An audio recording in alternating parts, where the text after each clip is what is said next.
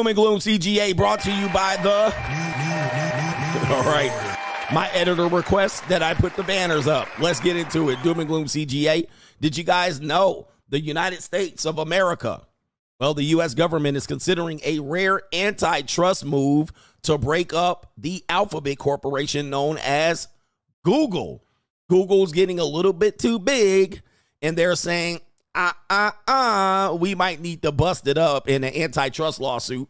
And for the new people in the room, there have been some famous antitrust lawsuits, aka Monopoly. And you know, you guys heard of Monopoly, the game, for the people who don't know.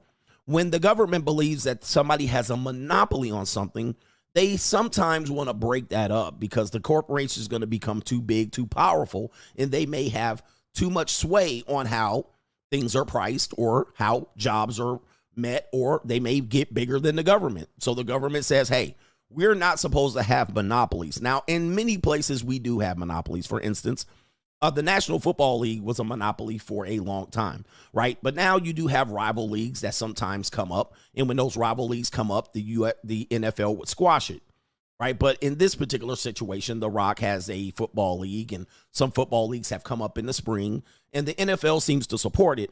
But let's just say a football league came up in the fall and said, we're going to run concurrently with the NFL. The NFL is too big because they have a monopoly on fall football, and they would squash it. That's a quick example of what a monopoly would look like. Now, nobody's going to challenge the NFL because they know they're probably not going to get many viewers, all right? So, and the NFL would squash it. That's an example of being a monopoly. You're too big to have competition. We want competition in our country, and our country is predicated on having competition. But if you are at the point where you cannot create a competitor, you're too big, the government will come in and they'll bust it up. In situations, the most famous two cases of antitrust lawsuits by the U.S. government was the Standard Oil, John D. Rockefeller's Standard Oil was broken up by an antitrust lawsuit by the government. Now, it was broken up, but it made John D. Rockefeller richer. All right. So it ended up making him richer, and it created more companies that exist today. Mobil Oil, Chevron, 76, Union 76, and so forth and so on. It just created more companies that made J.D. Rockefeller rich, but it probably gave him a little bit less control. Microsoft went through, I believe, one or two antitrust lawsuits, and one was successful, one I think was unsuccessful, but they did cause Microsoft to break off into smaller companies, but still Microsoft had stakeholder and shareholder in those companies, and it just made them richer. U.S. Steel went through a monopoly, and then I believe Ma Bell, the Bell system, the telephone system, I believe went through an antitrust lawsuit because there was no rivals. So AT&T, Pac Bell, all of these companies had to break up into smaller companies to provide communication, and the phone companies had to get broken up as well. Too much power. So it created fractional telephone companies, Pac Bell, Ma Bell, US, AT&T, and all of that shit. So anyway, for the people that just needed a history lesson, Google is now facing that too, potentially. And it says, a bid to break up Alphabet Inc.'s Google is one of the options being considered by the Justice Department after a landmark court ruling found that the company monopolized the online search market, according to the people with knowledge of the deliberations. And you can say, it says read more in Bloomberg, but I'm not going to read anymore. All right. It says Google is monopolizing the online search market. Now, you guys can also probably think of some search engines that you might use other than Google, which would be Bing by Microsoft. That's all I can think of. All right. That's all I can think of. But yes, if Google is indeed dominating the search, that could make them somewhat privy to corruption, meaning that their search methods could only yield certain search results and limit certain search results, and it actually would put other people out of business in terms of being a competitor in that marketplace. So it's just the search engines that I think they're targeting. But yeah, man, this could be big news for Google. And it says the move would be Washington's first push to dismantle a company for illegal monopolization since unsuccessful efforts to break up Microsoft Corp. two decades ago. Less severe options include forcing Google to share more data with competitors and measures to prevent it from gaining an unfair advantage in AI production. And it says right here, And it said right here, said the people who asked to not be identified discussing private conversations. All right. Regardless, the government will likely seek a ban on the type of exclusive contracts that were at the center of its case against Google. So we'll keep an eye on that. Definitely people that are looking for, Android phones versus iPhones. I'm sure a lot of people have stake related to this particular situation. But these other search engines that you guys are naming certainly don't have the ability of Google to dominate things. And of course, people can purchase Google ads to rise up at the top, virtually putting other people out of business there. So let's take a look at that. Speaking of Google, Google's ex-CEO blames working from home on the company's AI struggles. He says Google decided that work-life balance was more important than winning. Oh, no. Jesus, man. I actually believe this, too. And you guys can't see this headline because of the way my screen is set up. But it said right here, according to the CEO, Nigero, he says Google decided that work-life balance was more important than winning. I told you. Man, I told you. Gotcha, bitch. That's what we're deciding for an entire generation of people. All right. And shout out to the people who believe work-life balance. I hope you're filthy, rotten rich in this mother sucker. All right. But we got to go out and make some money in this mother sucker. All right. But they like, bruh, as we focused on work-life balance and mental health, we start losing. We started losing. And I've been saying that's a loser strategy. It's a loser strategy because when you bend the knee to losers, you start losing, right? And so for people who are like, well, my mental health and I want to work from home. I don't want to come back in the office. I don't want to commute. I don't want to do this. I want to work. I don't want to get dressed. I don't want to put on makeup. I don't want to put no bottoms on. I want to do this. I want to stay at home. I need work-life balance. So it's terrible. We don't have to do this. No more company culture. No more hustle culture. Guess what? For Google, they lost. Yep. Really? Yeah. Oh, yeah. Ninja, hey, man. You could not live with your own failure. Where did that bring you? Yep, they start losing. Back to me. And this is what he said right here. If we can go ahead and, he said the CEO, Nigero, Eric Schmidt, has a complaint about his old stomping grounds, and it's one that workers have heard repeated over time. And it's basically like, hey, we need work-life balance. We need our company culture to be healthy. We need our mental health breaks, a smoke break. We need a longer lunch break.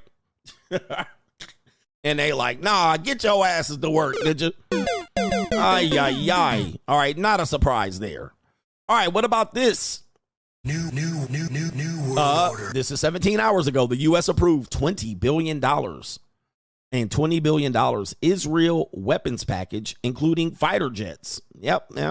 While you're distracted by Kamala Harris being black, this is what's happening. This is the U.S. Secretary of State, Anthony Blinken, said on Tuesday that it approved the possible sale to Israel of fighter jets and other military equipment worth over $20 billion. This is according to the Pentagon. In a statement, the Pentagon says Blinken approved the possible sale of F-15 jets in the equipment worth nearly 19 billion. I thought it was, where's the other billion coming from? He also approved the possible sale of tank cartridges worth around less than $1 billion and Army vehicles worth about $583 million. All right, $583 billion. The tank rounds would be almost immediately available for delivery. The Boeing company's F-15 fighter jets would take years to produce and deliver. New world order. The U.S. has staunchly supported Israel as its top Middle East ally. It says right here. And it prosecutes a war in the Gaza Strip right here that has devastated the Palestinian enclave. The war was set off by the militant group Hamas. Oh, wow. Really? That's what happened? Okay. My name is Bennett and I ain't in it. According to an October 7 attack in southern Israel. While approving weapons to Israel, Washington has also tried to arrange a ceasefire deal in Gaza that would potentially stave off a war in the Middle East. Really? New world order.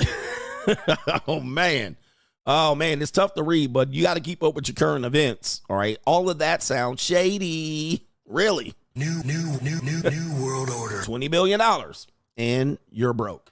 Speaking of being broke, maybe you're not as broke as you thought you was. Yesterday, it was reported that in the inflation rates have fallen to 2.9% in July, adding to signs that surging prices have abated. That's the latest consumer price index numbers, and it adds to the case for an interest rate cut by the Fed coming soon. That's next month. Oh, really? Consumer price growth in July slowed to its lowest post-pandemic, scamdemic level, a sign that the surging inflation that has gripped the U.S. economy is finally abating, but the damage is done. All right. It says right here, on a 12-month basis, the CPI cooled to 2.9%, down from 3% in June, the first time the index dropped beneath 3% since March of 2021.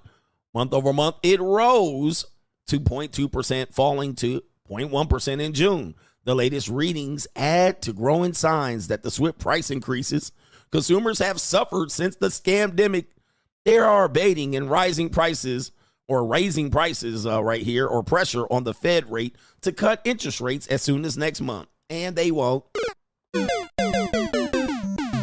They won't. All right. And I'm going to tell you, the damage is done. All right. The damage is done. And you can't have 3 months of just constant inflation and then in the last 2 months say, hey, the prices are going down 0.1%.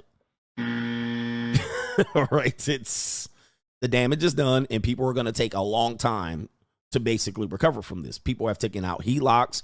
People are using credit cards. People are already dug themselves deep, maxed out their credit cards. They're in debt.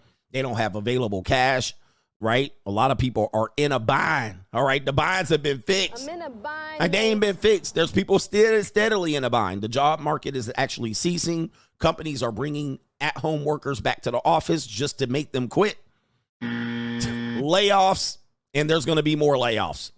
All right, so be careful out here with what you read or even attempt to read. All right, where's my $20 billion? Well, I ain't going to say nothing. Doom and Gloom CGA, we got 2 more pieces of news here. This woman says buying a home in America is a scam. Learn from me. All right, why do I keep showing these and talking about this issue, Noah? Number one, I have a real estate license.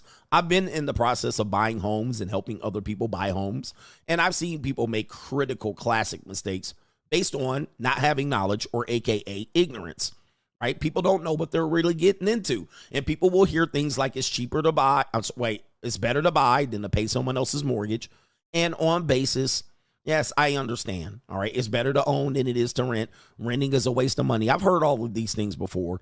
And just to let you guys know, same thing as people that buy cars. They say leasing is dumb, but leasing is actually a better option for people who want to get new cars and not be stuck in a car that's eventually going to end in you paying a lot of repairs and your warranty expiring. So this woman, again, is one of these people that I say, when I talk about home ownership, I'm not talking about you. I'm talking about the classic homeowner who doesn't know what they're doing.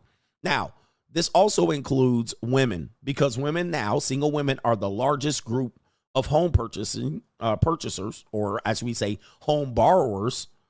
They're borrowing the home from the bank, but they're thinking that they're making a good, conscious, informed decision, but then they learn after the fact. Let's hear what this woman has to say about buying a house in America being a scam. That means she was uneducated about the process.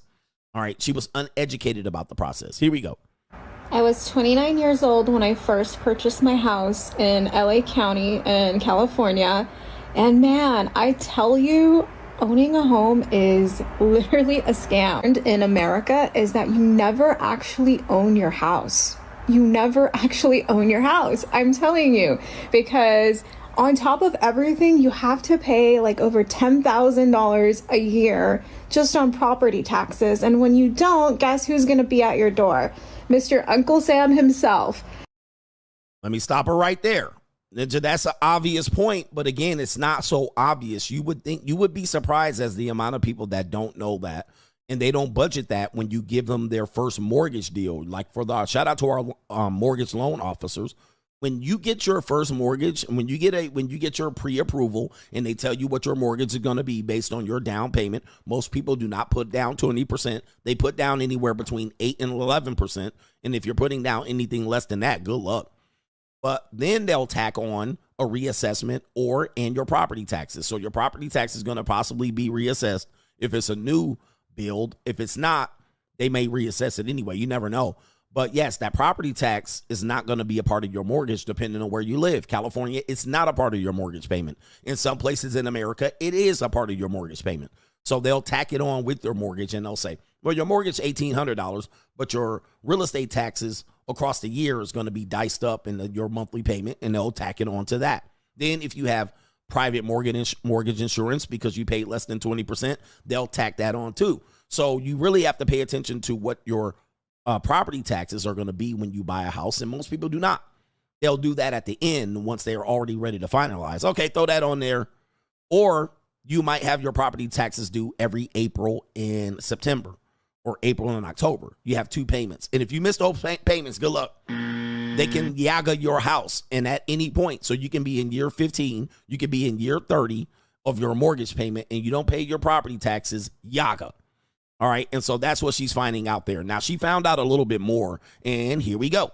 And these are types of things that I was never aware about because, I mean, I was young when I first bought my house, so I didn't know better, but there's just so much added up. The maintenance, I tell you, that is a lot of work to do. So if you're buying a house, it's not just like paying off your house. There's other expenses involved. Let me stop her right there. And that's another point that I made that a lot of people don't factor into their mortgage payment. Now, if you factor this into your mortgage payment and we can have a discussion whether it's cheaper to rent or buy, then we can have an honest discussion. But you got to factor in maintenance. Not only that, elbow grease. You work for that house now. So you'll be out there mowing the lawn and trimming the edges, and you'll be out there planting weed killer. You'll be out there, with your shovel, picking up weeds. You'll be out there planting roses. You'll be out there putting on new siding. You'll be painting walls. You'll be opening walls up. You'll be, remodeling. I mean, you're going to do a whole bunch of shit. You'll be at Home Depot, Ninja. Matter of fact, Home Depot said they're scared for the economy because Home Depot is dependent on home buyers and there's less home buyers. All right. So you'll be out there fucking with the rodent killer and the ant spray. You're going to be putting in work. All right. And God forbid anything else go wrong. Your roof, your water cooler, your water heater, your water cooler. All right. You put on a solar panel. You put in a clean, unfiltered water, whatever you're doing to your house. You'll be out there with the sprinkler, watering the grass. All right. You're going to be out there doing shit, sweeping up cut grass. You'll be raking leaves. You'll be doing all of that shit. Now, shoveling snow, your septic tank bust, and all the shit rises up in your backyard grass. You'll be building a fence. You'll be painting the fence. Elbow grease. Yep. Fixing leaks, changing the garbage disposal. Guys, when I say home purchasing, that's what I mean. You need to factor all of that into your payment because you're going to be doing it. Don't let your roof go out because don't let your roof catch on fire. All right, so talk about your earthquake insurance, your flood insurance, how much you're paying for your alligator, your hurricane insurance. You got to put in all of these things in here. You got to put them in and factor that in when you talk about mortgage payment because that's what people don't do.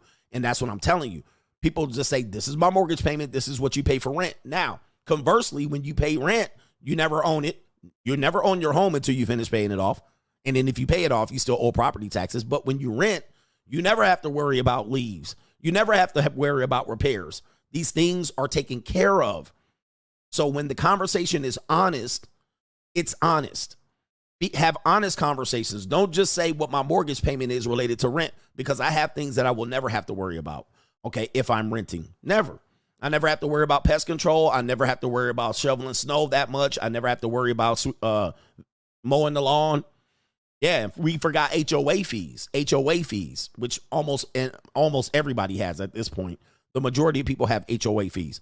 So, yeah, your toilet goes out. You got to go down there to Home Depot and get a new toilet. All right, so these are the things that people don't have an honest discussion about, and they don't tell you, and they just tell you flat. Mortgage payment, rent payment. Oh, they'll be like, look at it. It's a no-brainer. All right? It's not a no-brainer.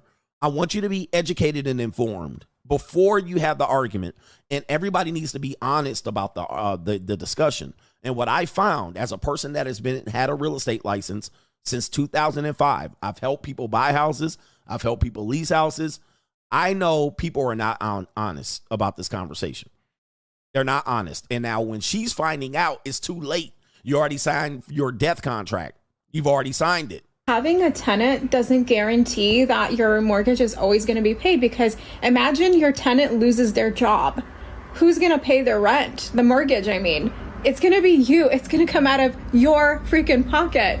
And you can't always rely on other people to pay your mortgage for you. So these are the people she's talking about, the investors. Just buy a whole bunch of properties and then somebody will rent it out. Okay, yes, they'll rent it out. But if that property is vacant, you have to cover the mortgage. So if you're expecting your tenant to pay $2,500 and they dip out on you, and now you have to cover that mortgage. Yes, you have to cover that mortgage. So you have to cover where you're living plus all your additional residential properties. And yes, you can almost factor in that you're going to have vacancies.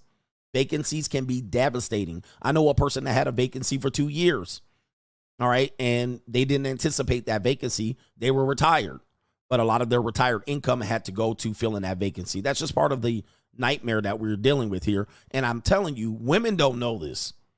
Women don't know this at all. They don't know what they're getting into. And the sad part about it is, if we talk about the home repairs and stuff like that, if you're a handyman, if you're a do-it-yourselfer, if you just love to do that and fix crown molding and paint walls, and you like to, fix leaky pipes, if you're loving that, you're fine. You'll do absolutely well owning a home, especially even owning investment properties, because if there's something that comes up, you can just go over there and fix it. You just take your Saturday off. You're not watching college football. Take your Saturday off and go over there and fix it. But if you have to hire someone, AKA when these things go out with women, they're going to have to hire someone. And that shit is going to drive up your cost, especially if it's an emergency. All right. If it's an emergency, it's going to drive up the cost expeditiously. This is what she's talking about. This is what she's talking about. All right. Now, the conversation is always renting is worse. It's always a dumb idea. That's what we're talking about. It's not the best idea at all. But remember, we're just looking at trade-offs. All right, we're just looking at trade-offs. All right, we're not saying renting is better. We're just saying the idea that people have this conversation that they go into, that home ownership is the best option, no matter what, is not true. It's not true. And these women are going to find out the hard way. They are going to find out the hard way. At least in the state of California. I don't know anywhere else, like, correct me if I'm wrong, but in California, the tenants have rights and the burden of responsibility falls on the homeowner. So there's that. Also, fire department just showed up at my house yesterday and they were like, hey, it's going to be fire season. You have to cut off all your trees, do all your yard work. And I'm like, dude, is the state going to pay for that? Because is the state going to pay for that? See, this is what I'm talking about. This is why I'm telling you, a lot of people are uninformed purchasers. Trust me, I've seen too many people make this mistake. Is the state going to pay for you to do your job as a homeowner? You own these trees. These trees are on your property. You must fix it or you're going to get fined. And when you get fined, they're going to fine your ass $1,000, $350 first. Then they'll fine your ass something around $1,000. And then that's wasted money that you didn't bank on. And now your ass is out there after 2 fines cutting down trees. Or you have to hire Hector. And Hector's going to cost you $350. So you already lost $1,500 just trying to fix your fire protection so your house don't burn down when the wind blows embers all onto your property. And not only that, it's going to burn down everybody else's house. And I don't think your homeowner's insurance is going to cover that. So, guys, this is what I'm talking about. Your rent's due, motherfucker. This is what I'm talking about, guys. And, guys, this happens. I don't care where you're talking about. California, no matter what. Everybody has their issues. Oklahoma has tornadoes. Florida has hurricanes. The people in the Northeast have snow. Everybody has their issues. So get your ass up there. Get your ladder. Get your boyfriend. Whatever you're doing, get up there. So this is why she calls it a scam. But really, this is just her being uninformed. He says, Hector, is $800, especially in an emergency after you got fined by the HOA and the fire department. All right, so now you're fucked. And I'm telling you, they don't have the extra money for this because they got in 3% loan and they thought they was going to win. Now they losing. This is what I'm talking about. This is the stuff nobody talks about when they say homeowner is easy. It's so much better. This is the stuff that they don't talk about, and I'm always talking about it. Because I have to find someone and pay thousands of dollars for this now. And it's like, it never ends. Yep, it never ends. Guys, it never ends. Your ass going to be at Home Depot every weekend or every other weekend. Yes, go ahead and get you some edgers. Go ahead and get your ass out there. You're going to be out there working. You can't live like this in an apartment out here, brothers. You're going to be having to do the work. If you have weeds and the HOA sees that you have too many weeds in your lot, they're going to fine you, or they'll tell you to cut it down by due date, or they'll fine you. So they think that home ownership is just easy. Let's just buy up these houses. All right, but it's never that easy. Trust me, I've seen by experience people really get devastated by this, and they'll say, hey, somebody told me it was better to buy and to rent. All right, I'm like, I told you, you really have to be informed as a purchaser out here. That's Doom and Gloom CGA. What a start to this show.